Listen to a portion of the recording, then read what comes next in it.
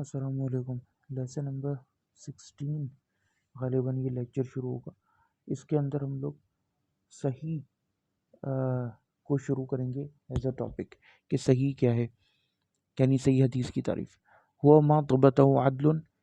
کہ یہ وہ ہے جس کے اندر عادل، یہاں پر یہ جو عدل ہے مصدر عدل یعدلو سے، اور یہ یہاں پر فاعل اور مفعول کے صیغے میں استعمال ہوا ہے، یعنی معنی میں کہ یعنی کہ جس کو ایک عادل راوی، عدالت کرنے والا، وہ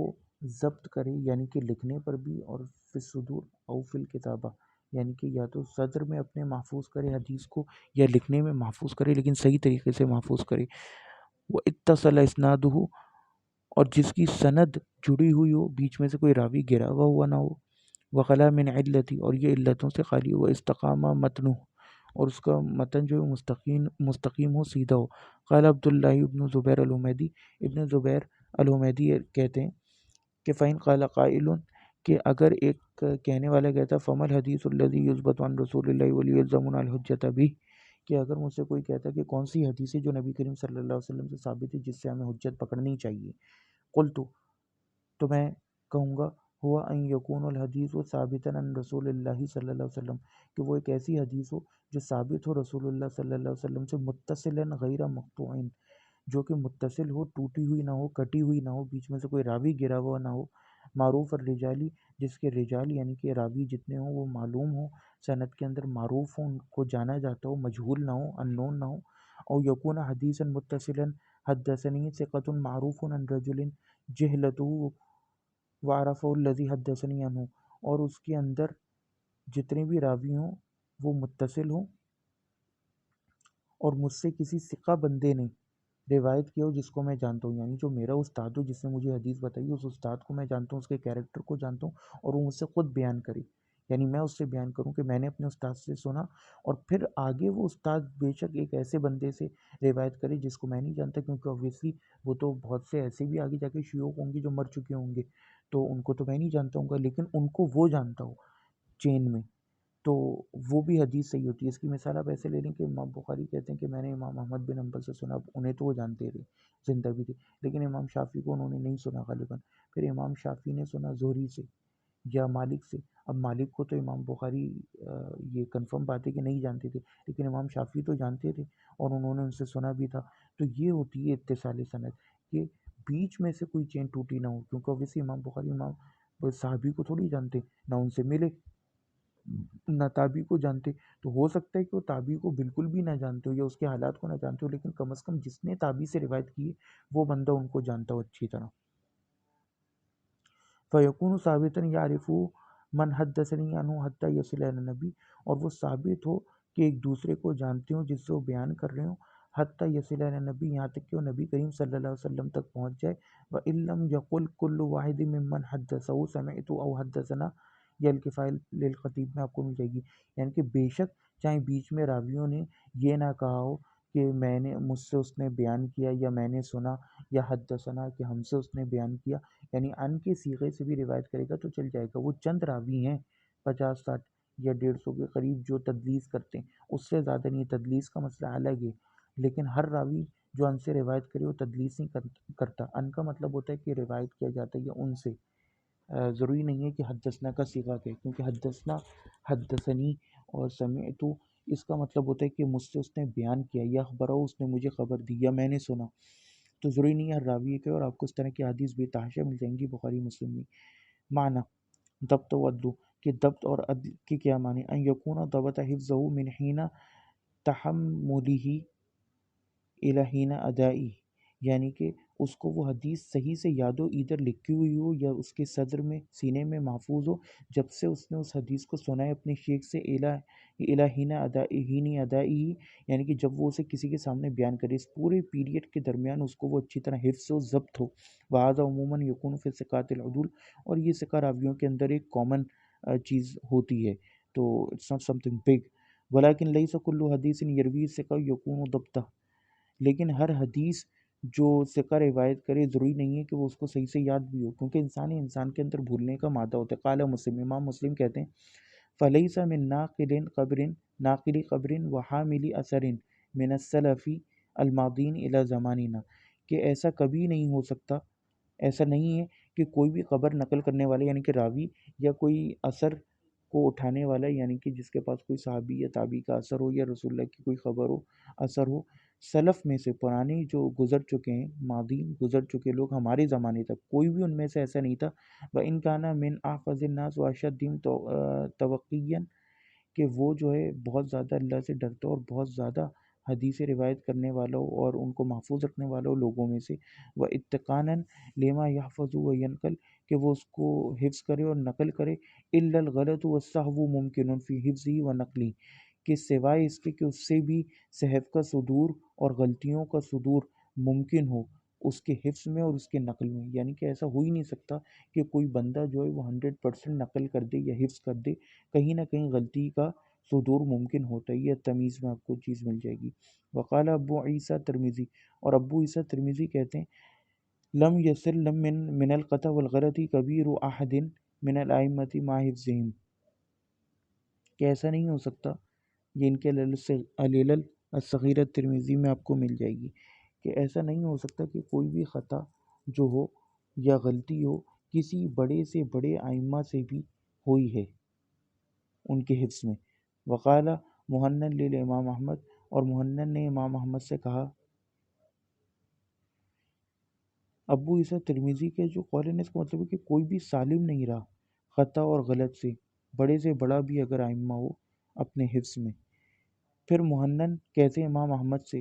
کانا غندر یغلط کہ کیا غندر بھی غلطیاں کرتا تھا؟ تو غندر بھی بہت بڑے امام ہیں اور ان کا نام اصل محمد تھا۔ قالا تو امام احمد بن حنبل نے کہا الیسا ہوا من الناس کہ کیا وہ انسانوں میں سے نہیں تھا، لوگوں میں سے نہیں تھا؟ یہ آپ کو آداب الشریعہ ابن مفلح میں مل جائے گا، یعنی کہ وہ بھی انسان تھے، بھئی انسان سے تو غلطی کا صدور ممکن ہے۔ وقال عباس بن محمد الدوری، یہ دوری جو ہے اس کی آپ کو ایک قرات بھی مل جائے گی، جو سبع اشرہ کی قرات ہے نا، قرآن کی 7 قراتیں، ان میں سے ایک دوری کی قرات بھی ہے، ایک حنبل الدوری ہے، پھر کسائی ہے، اس طرح سوسی ہے، باقی خلفاً حمزہ مشہور قلاد، اس طرح ابن جاموس بھی ہے غالباً۔ سمیعت یحییٰ یقول، تو محمد الدوری کہتے ہیں، عباس الدوری کہتے ہیں کہ میں نے سنا یحییٰ ابن معین کو یقول وہ کہہ رہے تھے من لا یخطئ فی الحدیث فہو کذاب کہ جو حدیث میں غلطی نہ کرے تو کذاب ہے، صرف کاذب نہیں کذاب بہت بڑا بالاستمرار، یہ تجدید کے لیے آتا ہے، کذب یکذب باب تفعیل سے تکذیباً۔ تاریخ ابن معین میں آپ کو یہ بات مل جائے گی، روایت الدوری جو دوری نے روایت کی ان کے اسٹوڈنٹ نے، تو اس سے بھی آپ اندازہ لگا لیجئے۔ وَوَہِمَ الزُّہْرِی فی حدیثی، پھر امثال آ رہی ہیں کہ زہری نے جو ہے وہ وہم کیا اس حدیث میں جو انہوں نے ابو ہریرہ سے روایت کی نماز میں سہو کے حوالے سے، فی الصحبی فی الصلاۃ فأتی فیہ بألفاظ مستنکرہ، تو انہوں نے اس کے اندر یہ نکارت والے کچھ الفاظ داخل کر دیے، اعلّہ الحفاظ من طریقہ، تو جو حفاظ تھے انہوں نے اس کو معلول قرار دے دیا، ان کے اس طریق کو، اسپیسیفک طریق کو جس سے انہوں نے روایت کیا۔ طریق کہتے ہیں حدیث کا ایک اسپیسیفک طریق، جو کوئی راوی بیان کرے کہ میں نے فلاں سے سنا، میں نے فلاں سے سنا، بے شک صحابی ایک ہو لیکن پھر آگے جا کے اس کے بہت سارے طریق ہو جاتے ہیں۔ اب فار ایگزامپل وہ 10 تابعین کو بیان کرے تو اب یہ الگ الگ طریق ہو جائے گا نا، ایک تابعی کہے گا حسن البصری کہے گا کہ میں نے عبداللہ ابن عمر سے سنا، پھر سالم کہیں گے میں نے عبداللہ ابن عمر سے سنا، وہی رفع الیدین والی حدیث، اور نافع کہتے ہیں کہ میں نے سالم عبداللہ ابن عمر سے سنا، وہی رفع الیدین والی حدیث، تو یہ 2 طریق ہو گئے لیکن حدیث ایک ہی ہے، تو طریق اس کے مختلف ہو جاتے ہیں، تو ہو سکتا ہے کسی ایک طریق کے اندر اس نے نکارت کے الفاظ کوئی ایک راوی داخل کر دے، ایکسٹرا الفاظ آ جائیں تو یہ ہو جاتا ہے۔ یہ بہت کامن باتیں، یہ پتہ ہونا چاہیے، اگر یہ بھی آپ کو نہیں پتہ تو پھر ذرا مسئلہ ہو جائے گا، پھر آپ لوگ گروپ میں آ کے نا مجموعہ میں یہ کانسیپٹ اپنا کلیئر کر سکتے ہیں طریق وغیرہ کا۔ ہمارے لیے تو بہت کامن بات ہے، اس لیے شاید اتنے میں اس کو نہیں سمجھا پا رہا تفصیل سے۔ وَوَہِمَ سوری فی حدیث حنظلہ الکاتب، اور سوری نے بھی وہم کیا، انہیں وہم ہوا ہے حنظلہ الکاتب کی وحی میں، لما خرج رسول اللہ صلی اللہ علیہ وسلم فی بعض مغازی نظر الی امرأۃ مقتولہ کہ رسول اللہ جب نکلے ایک جنگ کے دوران تو انہوں نے ایک مری ہوئی عورت کو دیکھا، قتل کی ہوئی عورت کو، فقالت انہوں نے کہا ما کانت ھذہ تو قاتل کی یہ تو نہیں لڑ رہی تھی، فنہا عن قتل النساء والولدان تو رسول اللہ نے عورتوں اور بچوں کو قتل کرنے سے منع کیا۔ وقد یکون راوin ضعیف، لیکن یہ والا جو طریق آیا ہے سوری والا، یہ ایک ضعیف راوی کے تھرو آئے، کیونکہ سفیان سوری ویسے بھی مدلس تھے، ضعیف روات سے وہ روایت کرتے تھے، او فی دوف، یا اس کے اندر توف ہے، ولیکن نو ضبط هذا الحدیث بعینی ویقبل منہ، لیکن یہ حدیث جو ہے انہوں نے یاد رکھی جیسے کہ وہ تھی اور اس کو قبول کیا گیا ہے۔ یعنی کبھی کبھار یہ بھی ہوتا ہے کہ کوئی خاص طریق کے اندر وہ کوئی راوی داخل کر دے، لیکن ہمیں باقی طریق سے پتہ چل جاتا ہے کہ بھئی یہ حدیث چونکہ باقی ثقہ راویوں نے بیان کیا اور ان کا طریق صحیح ہے، تو لہٰذا یہ حدیث ثابت ہے۔ تو چونکہ یہ حدیث جنرل ثابت ہے تو ہم کہیں گے کہ حدیث تو صحیح ہے، لیکن یہاں پر سوری کو وہم ہوا ہے۔ اگزامپل اس کی یہ لے لیں کہ امام بخاری بیان کرتے ہیں کہ میں ایک فرضی اگزامپل دے رہا ہوں، وہ بیان کرتے ہیں کہ میں نے امام احمد بن حنبل سے سنا ہے، انہوں نے امام شافعی سے سنا، انہوں نے امام مالک سے، امام مالک نے امام نافع سے، اور پھر نافع نے عبداللہ ابن عمر سے روایت کیا۔ اب اس میں آپ ایگزامپل لے لیں کہ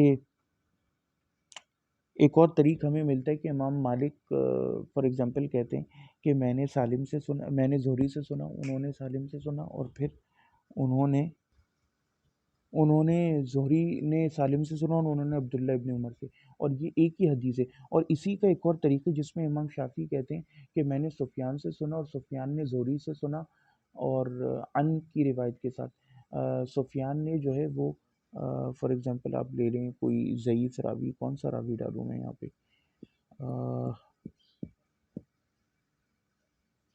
کوئی ضعیف راوی کا نام نہیں آ رہا میرے دماغ میں ابھی فوراً،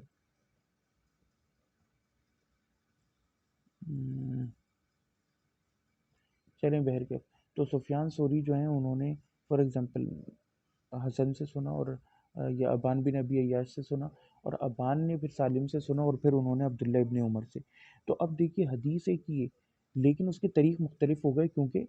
تابعی پھر مختلف ہو گئے جنہوں نے عبداللہ ابن عمر سے سنا، ایک طرف ان کا بیٹا سالم ہے، ایک طرف ان کا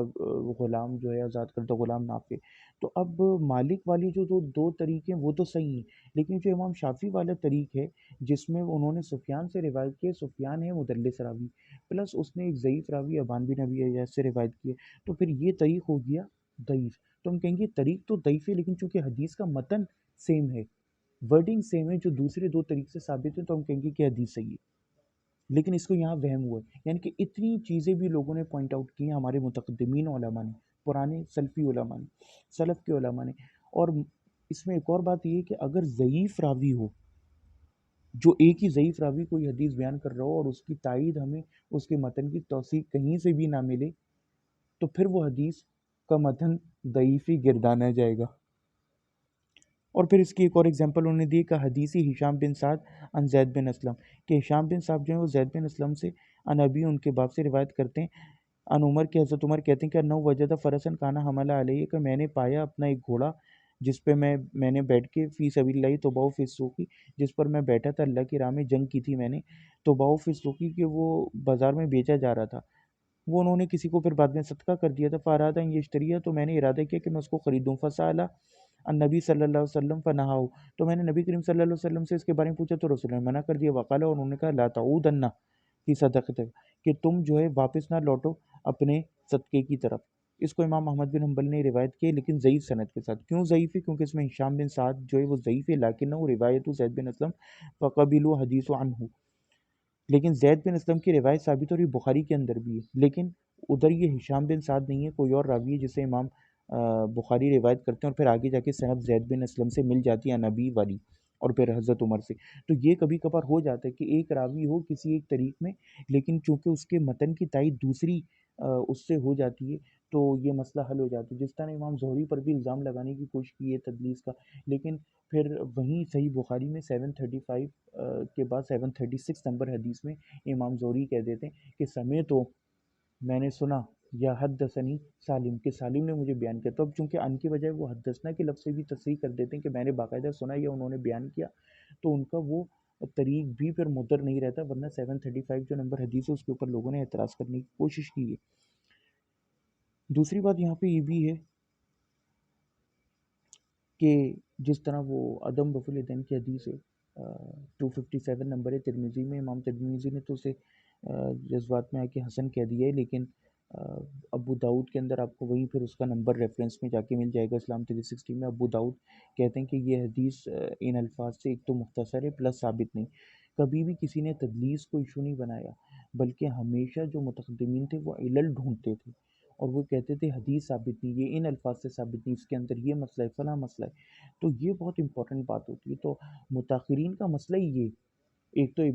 اب لوگوں کو پتہ نہیں ہوتا، لوگ صرف جو حنفی وہ ذکر کر دیتے کہ ابن حزم نے سیکھا. ارے بھائی ابن حزم تو جو ہیں وہ تو علل کو مانتے ہی نہیں تھے، جبکہ علل سب سے امپورٹنٹ چیز ہے. دوسری بات یہ کہ وہ متاخرین جو ظاہری سند دیکھ کے حکم لگا دیتے ہیں. تدلیس کو بھی حنفی تو زیادہ مانتے ہی نہیں کیونکہ ان کا کیا تعلق حدیث کے علم سے. تو لیکن جو علل کے امام ہیں نا وہ ان چیزوں کو جانتے ہیں، اور یہ آپ کو چیز اور اپریشیٹ ہوتی جائے گی کہ علل کتنی امپورٹنٹ ایک چیز ہے، اور یہ ایسا مذاق نہیں ہے کہ آپ بس ظاہری سند دیکھ کے صحیح ہونے کا حکم لگا دو. علل ایک بہت امپورٹنٹ چیز ہے. جب ایک معلول حدیث ہے، ہزاروں صحابہ 10-50 رفع الیدین روایت کر رہے ہیں اور ایک آ کے کہہ رہے ہیں، اور اس میں بھی پھر وہ بیچ میں راوی مدلس اور اس قسم کے، تو یہ علل جو ہے نا یہ مسئلہ کر دیتے ہیں. جس طرح ہم نے اوپر بھی پڑھا کہ یہ چیز بہت امپورٹنٹ ہوتی ہے جو یہ صرف متقدمین کو پتہ تھی. ہم صرف ظاہری سند دیکھ کے آج کہیں گے کہ ہاں بھائی فلاں راوی ہے، اس کو 50 لوگوں نے ضعیف کہا تو ہم اس کو ضعیف کہہ دیتے ہیں. لیکن بھائی ہر بندہ جھوٹا تھوڑی ہوتا ہے، ہر بندے کے اندر خیر اور شر دونوں جمع ہوتی ہیں. تو یہ چیز متقدمین کو پتہ تھی. جیسے ہم آج بھی کہتے ہیں کہ یار یہ بندہ تو جھوٹا ہے لیکن اپنے باپ کے حوالے سے کبھی ایسی بات نہیں کر سکتا. تو یہی چیز متقدمین بھی کہتے تھے کہ یہ راوی تو ضعیف ہے لیکن اس نے فلاں استاد سے جو احادیث لیے نا، احادیث لیے، یعنی کہ ضعیف اساتذہ کے پاس کسی کے پاس بھی جا کے اٹھتا بیٹھتا تھا اور اس سے حدیث سن لیتا تھا، لیکن فلاں شیخ سے چونکہ میں نے بھی احادیث لی ہوئی ہیں اور یہ ان کی مجلس میں جا کے جو ان سے یہ حدیث روایت کرے وہ حدیث صحیح ہوگی. اب آج کل کا اگر کوئی بندہ ہوگا وہ کہے گا محدث کہ بھئی یہ راوی ضعیف ہے، اس کو 50 لوگوں نے ضعیف کہا ہے، اس کی تمام احادیث غیر مقبول ہیں. لیکن متقدمین یہ کام نہیں کرتے تھے. وہ کہتے تھے اس کی حدیثیں غیر مقبول تو ہیں لیکن فار ایگزامپل یہ فلاں شخص فار ایگزامپل نافع سے جب بھی روایت کرے تو اس کی روایت صحیح ہوگی، تو وہ اس کی نافع والی روایتوں کو صحیح کہتے تھے. یہ بہت امپورٹنٹ پوائنٹ ہے، اس کو پاز کر کے بار بار سنیے گا. قال ابن ابی شیبہ، ابن ابی شیبہ کہتے ہیں کہ وسالت علی، کہ میں نے علی بن عبداللہ المدینی سنا سے سوال کیا ان ابی معاشر المدنی، ابی معاشر المدنی کے بارے میں. فقالا، تو انہوں نے کہا کانا ذالک شیخاً ضعیفاً ضعیفاً، تو انہوں نے کہا یہ تو ایک بہت ہی ضعیف قسم کا شیخ یعنی کہ استاذ تھا. وکانا یحدث عن محمد بن قیس، اور یہ محمد بن قیس سے جو بھی روایت کرے، وہ یحدث عن محمد بن کعب باحادیث صالحہ، تو یہ محمد بن کعب اور محمد بن قیس سے جو بھی احادیث روایت کرے وہ تو صحیح ہوں گی. وکانا یحدث عن المقبری و عن نافع باحادیث منکرہ، اور یہ جو مقبری اور نافع سے روایت کرے وہ حدیثیں منکر ہوں گی. یہ سوالات ابن ابی شیبہ میں آپ کو مل جائے گا. تو یہ جو ہے نا بہت امپورٹنٹ بات ہے جو نہیں لوگ سمجھتے. یہ چیز جو ہے نا یہ بہت امپورٹنٹ ہے. یہ اس پہ بار بار غور کیجیے گا اور اس کو بار بار سنیے گا. یہ میں نے اس کی ایکسپلینیشن پہلے دے دی. والسلام علیکم ورحمۃ